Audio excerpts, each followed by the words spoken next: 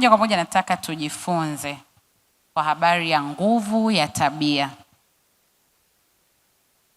Kama unaandika, andika nguvu ya tabia. Bwana Yesu asifiwe. Mungu awabariki watumishi wa Mungu waliotangulia. Pastor Keti amezungumza kwa habari ya ndoa. Wangapi tuna kitabu cha ndoa cha mama? Nyosha mkono kwenye hili. 1, 2, 3, 4, 5. Yaani hawafiki 7. Na washauri, yaani kutoka moyoni, kasomeni kile kitabu. Mimi ninacho na nishai pia kumchukulia mtu. Yaani nilikuwa nataka tu huyo mtu naye apate yale madini.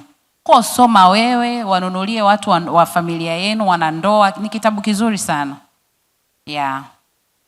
Na Mungu akubariki mtumishi wa Mungu Christina.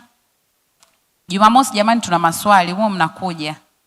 Kule tuna dadavua, ngozi, urembo, mambo yanaenda vizuri. Mtumishi uko vizuri. Mungu akubariki. Okay, nguvu ya tabia. Tabia ni nini? Haleluya. Tabia ni nini? Nani anaweza kusema kwa habari ya tabia? Haleluya. Hakuna mtumishi anafikiri kusema jambo kwa habari ya tabia. Ni ukisikia neno tabia unawaza nini? Judy, tabia ni nini?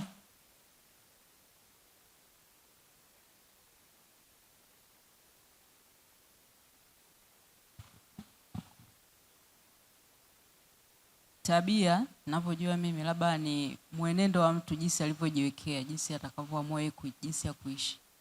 Sawa. Uko sawa. Tupige makofi. Amen. Kaongea msamiati wa msingi sana. Tabia ni mwenendo au utaratibu wa kiutendaji wa maisha ya mtu yoyote. Tabia ni mwenendo au utaratibu wa utendaji wa mtu yoyote. Mtu yoyote yule. Kwa anaweza akawa yuko ndani ya kanisa au hayuko, so long as ana utaratibu fulani wa kiutendaji ambao unajirudia mara kwa mara, huo ndo tunaita ni tabia. Bwana Yesu asifiwe. Au kwa ufupi unaweza ukasema ni mfululizo wa matendo yanayojirudia. Yaani mpaka mtu tumuite huyu mtu ni mwizi, sababu wizi si tabia.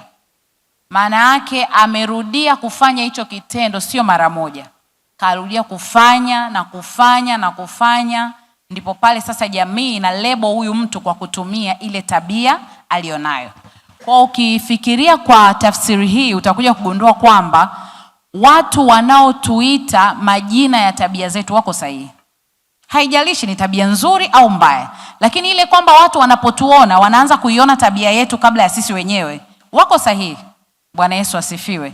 Ndio maana kuna mtu anaitwa Dr. Lilian tunamuita mnyenyekevu. Kwa nini?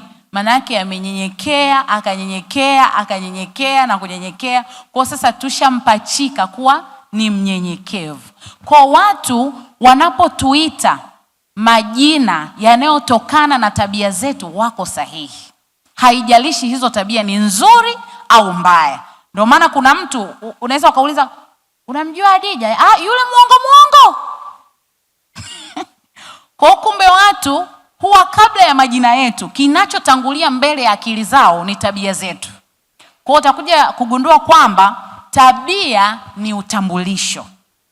Tabia ni utambulisho.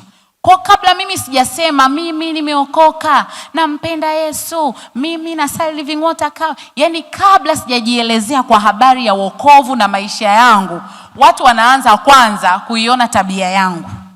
Kwa hiyo unaweza ukashangaa uko mahali haujasema umeokoka. Yule mlokole haujaweka bango wala hujasema mimi natoka Living Water, lakini watu kwa matendo yako wanaona huyu mtu lazima, yani mtu wa namna hii ni lazima ameokoka. Bwana Yesu asifiwe. Sasa tabia ni utambulisho na huwezi kuwazuia watu kukuita utambulisho wako kwa sababu wewe ndivyo ulivyojionyesha kwao. Tabia ni uhalisia wa wewe mwenyewe. Sasa ndani ya huduma au ndani ya kanisa, watumishi wa Mungu kama hapa tulivyokaa, watakatifu wa Bwana, Mungu anapotuokoa huwa anatupa karama au vipawa. Sasa na zile karama na vipawa huwa vinakuja ili sisi tuhudumiane. Yaani mtu mwenye karama unabii ni kwa ajili ya kuhudumia mtu mwingine. Mtu mwenye karama zote ambazo Mungu anaziweka kwenye maisha ya Mkristo ni kwa ajili ya kulifaa kanisa au kuhudumia mtu mwingine. Bwana Yesu asifiwe. Sasa karama kama karama ni kitu chenye nguvu, na hii karama huwa inatusaidia sisi kuweza kuhudumiana. Lakini hii karama ni lazima sisi itusaidie au sisi tuitumie itutengenezee tabia ya Mungu. Bwana Yesu asifiwe. Ndio maana karama kubwa bila tabia nzuri, hata ile karama inakuwa ni uharibifu.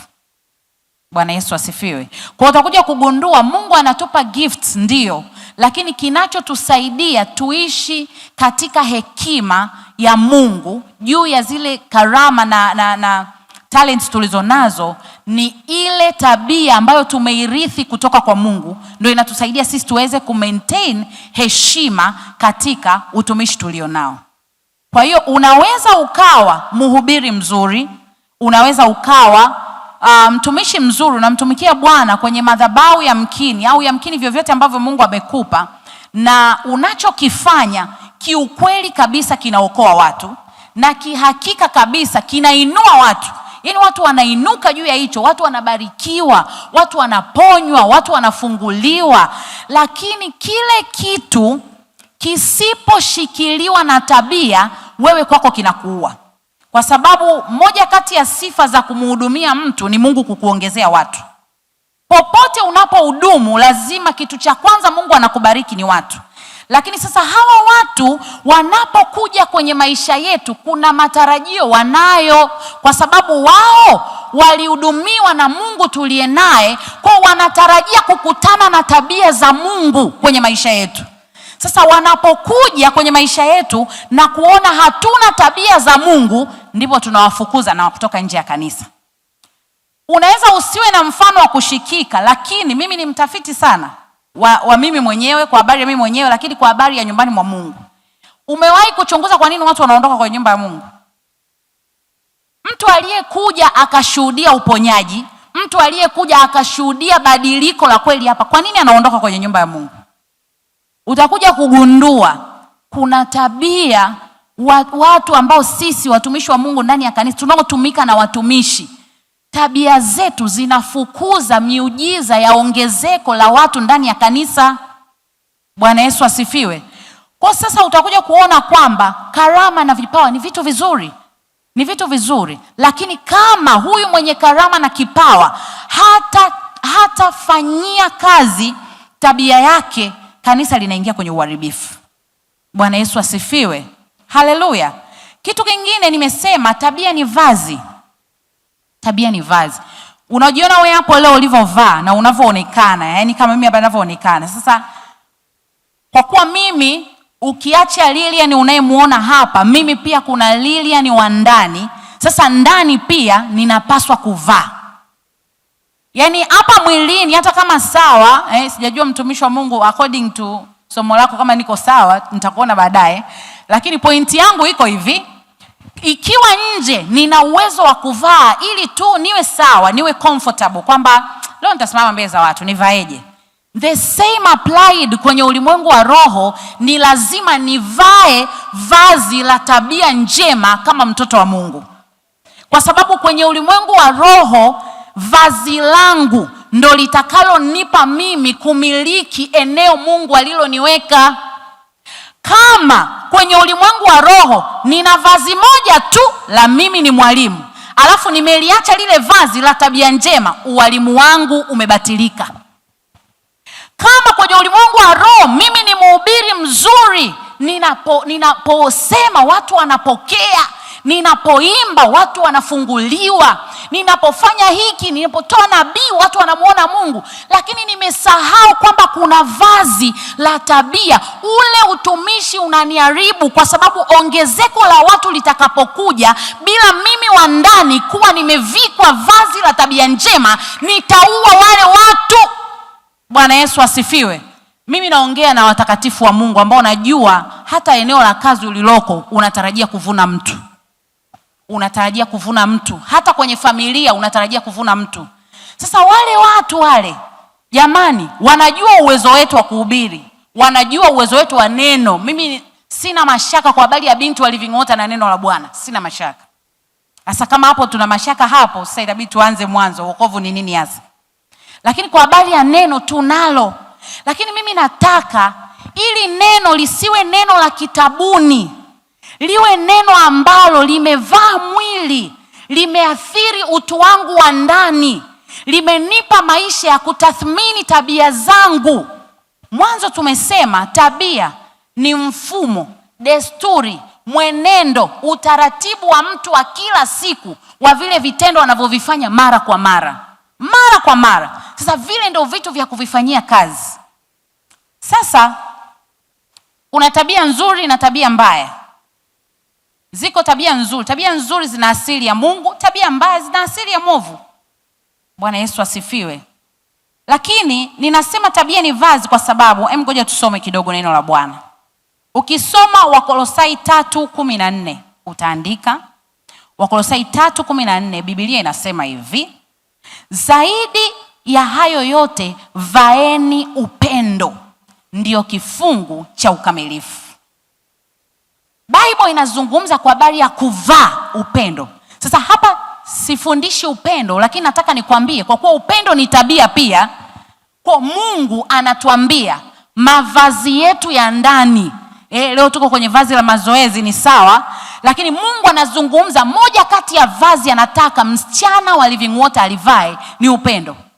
Kwa utakuja kugundua kumbe ndani ya roho yangu kuna mavazi mengi. Sasa mimi sitamani tuwe tu watu tunaotoka nje kwenye harvest, tunaongea ndio neno la baraka, ni sawa, tunaita watu kwa Mungu, ni sawa, lakini ndani tuko uchi. Hakuna mavazi ya tabia tuliyoyavaa yanayotufanya tuwe watu wenye nguvu ya kummiliki huyu mtu aliyeokoka na kukaa kanisani. Bwana Yesu asifiwe. Kwa sababu hao watu, mtu wa Mungu, wanapokuja kwenye nyumba ya Mungu, kama ndani yako hakuna vazi, hata nini uongee na mtu mgeni ndani ya kanisa hutajua. Yaani hata nini cha kuongea naye hautajua. Utajikuta mtu mgeni kafurahia darasa, kafurahia nini, unaanza kumpa mahistoria, mavitu, mambo mabaya sofa. Kwa nini? Kumbe tu wewe kuna vazi umeliacha.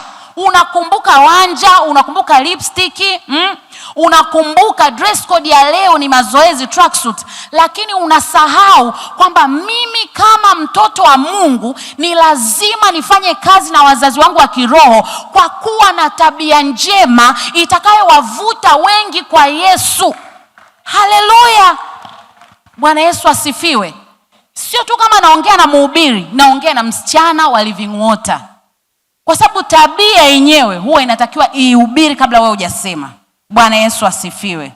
Lakini pia ukisoma Efeso 6:11 utaona Paulo anazungumza kwa habari ya kuvaa silaha za mwili. Mimi nataka tu nikuonyeshe namna tabia ni vazi. Vaa silaha za mwili. Kwa utakuja kugundua kumbe tabia ni vazi. Bwana Yesu asifiwe. Sasa vyanzo vya tabia, nimeweka vyanzo viwili vikuu vya tabia. Kuna asili, lakini kuna kujifunza. Hivyo ulivyo wewe hapo ni matokeo ya tabia yako. Na tabia yako imeundwa kwa mambo mawili, asili au kujifunza. Sasa asili ni vile vitu kama namna ulivyozaliwa, ukoo uliozaliwa, kabila ulotokea, yaani mfumo wote unahusisha kuzaliwa na mahali ulipotoka na vitu vinafanana na hivyo, ndio asili. Kwa kabla ya Kristo tuna asili ya tabia zetu, asili ya koo tulizotoka. Kuna tabia za kimakabila, kuna mambo ukifuatilia. Unajua mimi nasemaga ukiwa mtoto wa Mungu usikae tu kama uko blind. Usikae kama tu mtu blind. Chunguza hivi ukoo wetu una tabia zipi? Au amjuagi ile unakuta tabia ya familia ikianza kwa labda mkaka mkubwa wa kwanza au dada, watoto wote wanakuwa tabia hiyo hiyo. Ndio maana tunasoma transformation. Lakini pia ndio maana tunatakiwa tupate ufahamu Kwa zile tabia, kuna tabia ambazo tumerithi kwa sababu si tumezikuta kwenye familia, kwa tunaona ndo sahihi, na tukiwa watoto hatuna ufahamu huo wa kutenganisha lipi jema na lipi baya. Kwa tabia kuna hizo za asili ambazo umeshaona ulikotoka, familia uliotoka, ukoo uliolelewa, kabila lenu, kijijini kwenu, kule mahali kwa kijijini kwenu watu wanaishije, tabia zao zikoje, utashangaa hizo. Ndio maana kuna tabia za kanda ya ziwa, kuna tabia za kaskazini, kuna tabia za kusini. Kwa utashangaa hizo na wewe unazo. Ndio maana Roho Mtakatifu anatufundisha tabia zake ili tusiwe na tabia za kujikuta, yani za mimi nimejikuta tu. Ndio maana tuna tabia za Roho Mtakatifu. Sasa ya pili nimesema tuna chanzo kingine cha tabia ni kujifunza. Unajifunza tabia, pia unatakiwa ujifunze.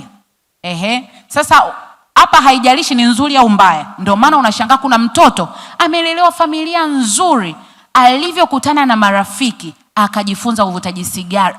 Baba yake anamuuliza, mbona sijawahi kukuona, hujawahi kuniona navuta sigara, umejifunzia wapi? Kwa kumbe kuna mahali tunaweza kuchagua kujifunza, za tabia nzuri au mbaya.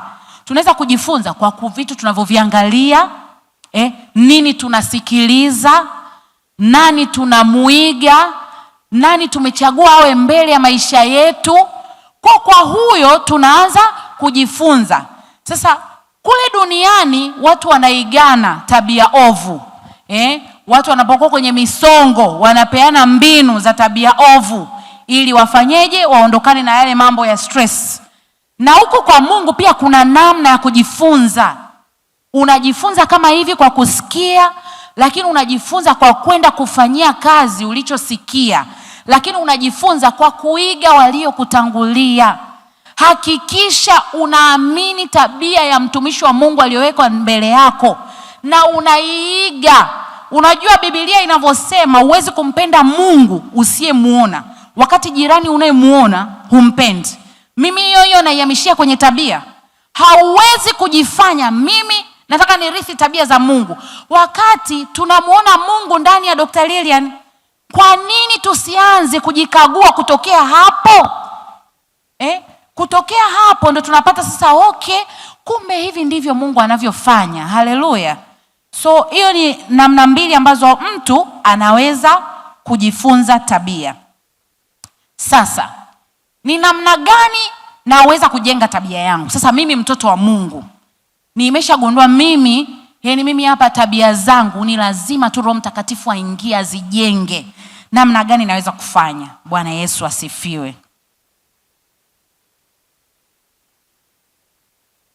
Ninapaswa mimi kuingia kwenye wajibu wa kuijenga tabia, baadaye tabia inaingia kwenye wajibu wa kunijenga mimi.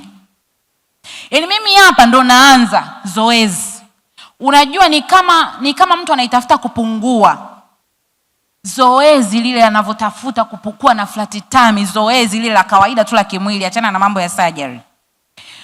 Kwa lile zoezi la mimi kujizoesha kuadapt au kuwa muathirika wa tabia nzuri linaanza, mimi ndo nalifanyia kazi, mimi ndo naanza.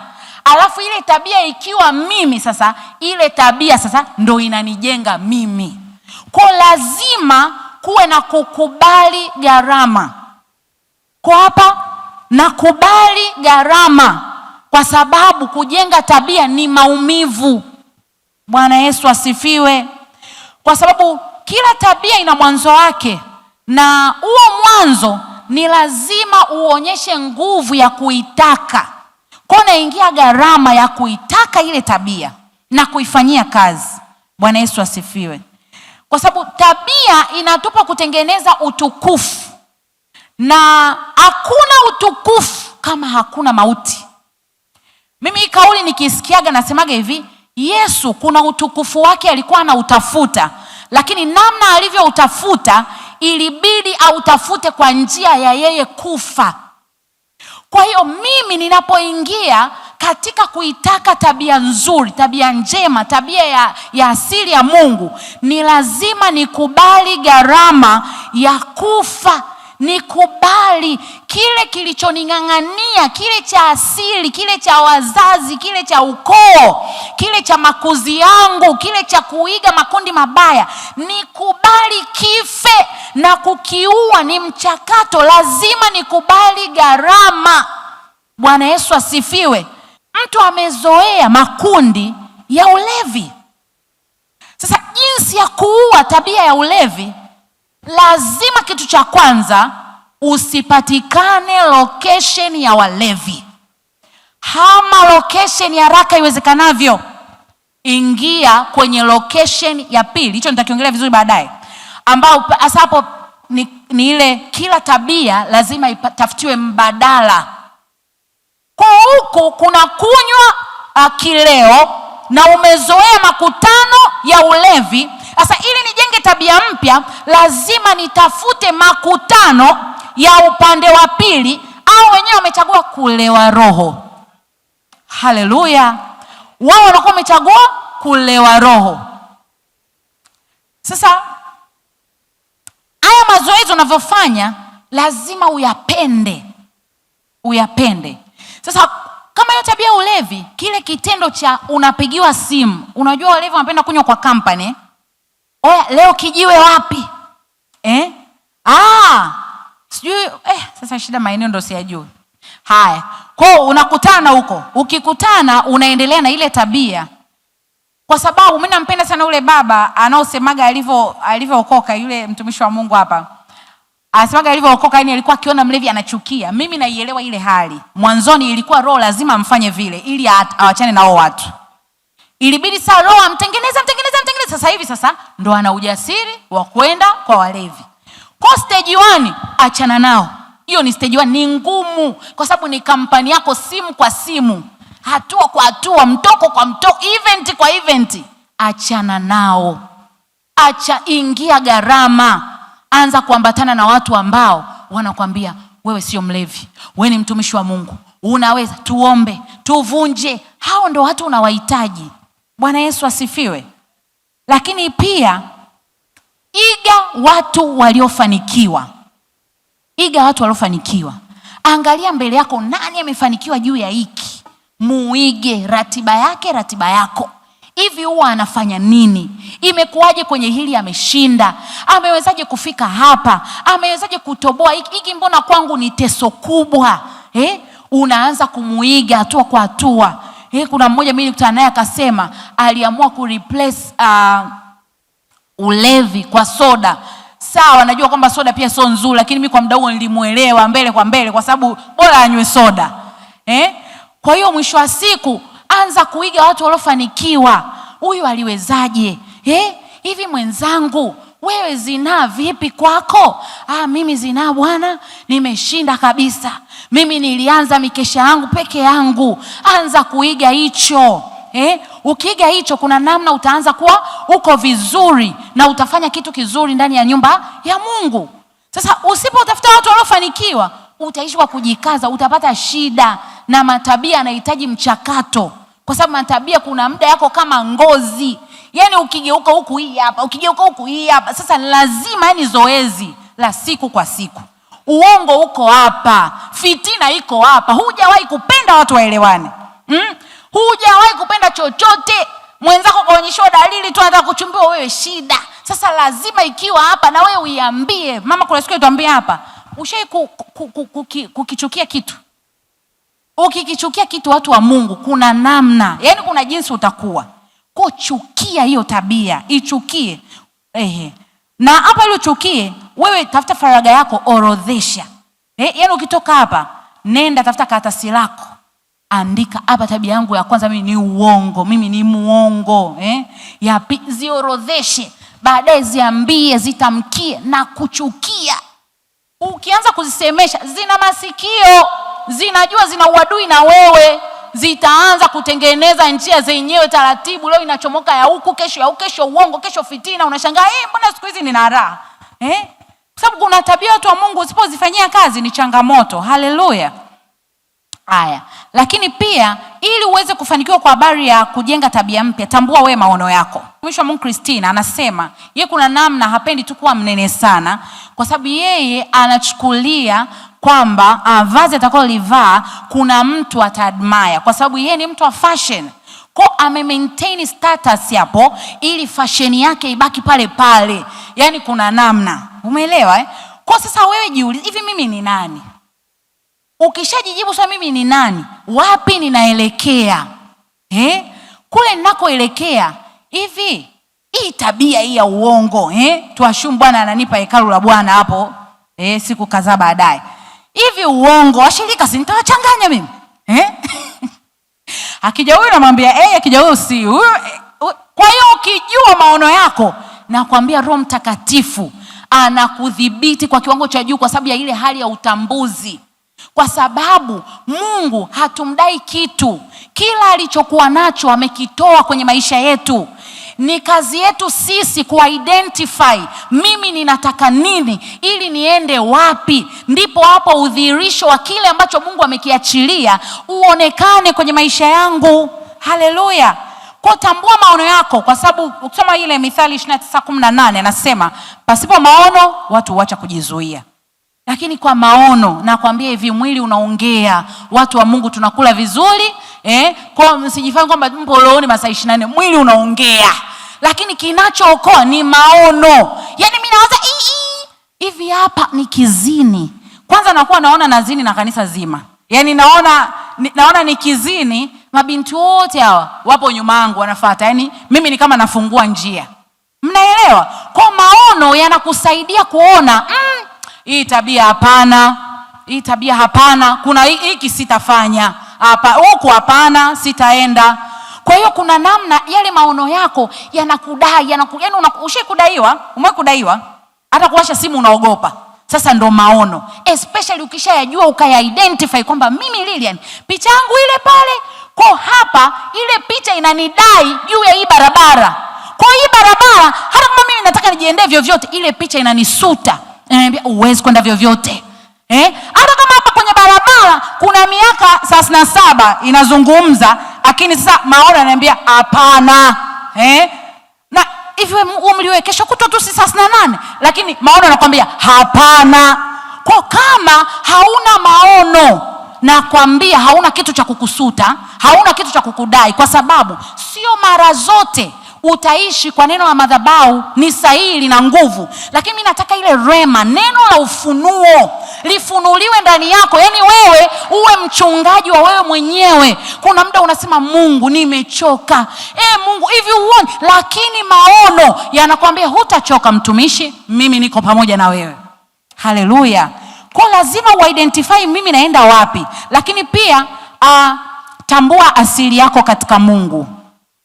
Petro wa pili 1:4 inasema hivi, tena kwa hayo, Petro wa pili 1:4 inasema, tena kwa hayo ametukirimia ahadi kubwa mno za thamani, ili kwamba kwa hizo mpate kuwa washirika wa tabia ya uungu, mkiokolewa na uharibifu uliomo duniani kwa sababu ya tamaa. Mungu anajua duniani iko tamaa na uharibifu huko, lakini anatuahidi kwamba katika hayo. Sasa msomaji wa Biblia hapo hautaishia hapa, ukitulia baadaye unaenda kule juu. Hayo yapi? Bwana Yesu asifiwe. Anasema ametupa ahadi ya kuwa washiriki wa tabia za Mungu. Manake kama Mungu ni tunda lile la Roho tunalolisoma, manake mimi natakiwa watu wakiona walione tunda. Waone tunda, waone tunda. Kwa zile tabia zinaongea. Mimi wala sijahubiri. Jana kazini kwetu kuna dada mmoja juzi actually kalalamika kitu. Afu akaniambia hata wewe nilikuona umefanyiwa hivyo. Mimi hata kama nilifanywa sijui. Nimesahau. Baadaye nikafikia hivi kwa nini sijui, na kweli kile kitu kweli, yaani nikawa najiuliza hivi kwa nini sijajua. Nikakumbuka kilo za Roho Mtakatifu ndani yangu zimezima ile uwezo wa hisia za mwanadamu. Kwa sababu ile Roho Mtakatifu anavyokuwa mwingi, kuna mambo huyaoni na hujui kwa nini huyaoni. Yaani watu ndio wanakushtua wewe hapo kwani hapa ilikuwaje? lakini ni kwa sababu ujazo wa tabia za Mungu ni mkubwa mno, kiwango ambacho ile tabia za mwili zinapotafuta mpenyo hazipati. Haleluya! Kwa lazima ujue wewe ni mshirika wa tabia za Mungu. Lakini kingine, omba. Tabia ni ya kuikemea. Tafuta namna yako, funga, omba. Mwambie Mungu, mimi leo na uongo ni kwa heri. Mimi na zinaa ni kwa heri. Yani agana nayo kabisa. Iambie wewe hautanilebo mimi, hautakuwa utambulisho wangu tena. Nilitambulikana kipindi hiko wakati sikujui. Leo hii mimi sio mzinzi, mimi sio kahaba, mimi ni mtumishi wa Mungu. Haleluya! Kubali maonyo. Watu wazima jamani wanatuona. Kama umejikweza, umejiinua, umefanya nini, watu wazima wanakuona. Kwa watu wanapokuambia kitu waliokutangulia, kubali maonyo. Kubali maonyo, yafanyie kazi. Lakini pia soma neno la Mungu, kwa sababu wewe ni product iliyoletwa na Mungu mwenyewe kwa manyo buku inaitwa Biblia. Hauwezi kujitumia sawa nje ya kujitafuta ndani ya Biblia. Soma neno la Mungu. Neno la Mungu ndio litakwambia hapa sio, hapa ndio. Utakuwa uko vizuri. Lakini ichukie hiyo tabia mbaya. Ichukie kabisa. Kwa nini watu hawapendi kuacha tabia mbaya? Kwa sababu watu wanatafuta hawajakubali. Huwezi kumsaidia mtu ambaye hajakubali hiyo ni tabia mbaya. Ili mtu asaidike lazima akubali kwamba hii tabia ni mbaya. Hajakubali unamsaidiaje? Au hata Roho Mtakatifu anakusaidiaje? Tuashumu sio mtu, Roho Mtakatifu anakusaidiaje? Na nyingine, watu wanaamini mimi sio wa kwanza. Kanisani hapa mbona kila mtu pia si anazini, kwani shingapi? Sio wa kwanza bwana. Kwa anatafuta justification ya kuonyesha wengi mbona wana tabia kama hiyo. Kwa hiyo ni fresh, ngoja niendelee mbele. Wengine hawataka kuacha tabia kwa sababu wana stress. Ukiwa na stress huwezi kuwa na tabia nzuri. Never, huwezi kuwa na tabia nzuri. Wengine ni mazingira ambao nimeyazungumzia, watu unaoambatana nao na vitu vinavyofanana na hivyo. Wengine hawataki gharama. Hawataki, wanaona kama mimi kwa nini niingie gharama. Ukisoma Luka 14:28 Biblia inasema, ni nani katika nyinyi kama akitaka kuijenga mnara asiyeketi kwanza kuhesabu gharama kwamba anavyo vya kumalizia?